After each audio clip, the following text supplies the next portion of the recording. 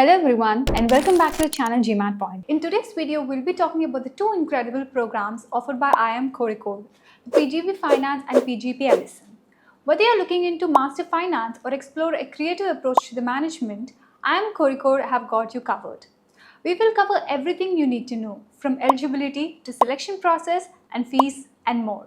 Let's get into it. Now, let's talk about the program overview.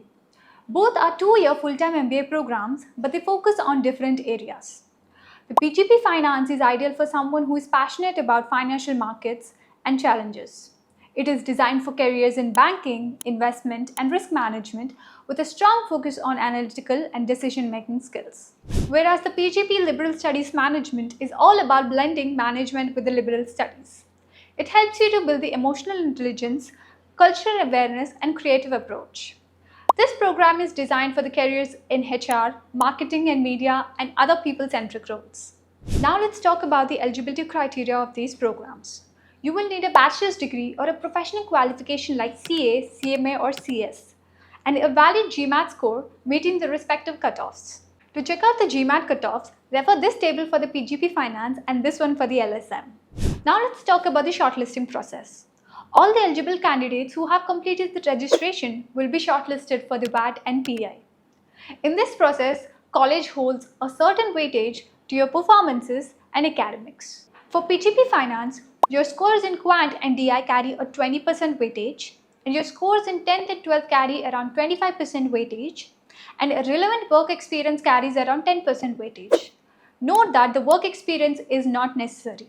If you cleared or pursuing certifications like CA, FRM and CFA, you can earn 15% weightage to your profile. On the other hand, the PGP LSM shortlisting process is quite different. There is a huge weightage on the verbal and reasoning sections, which carries around 40%.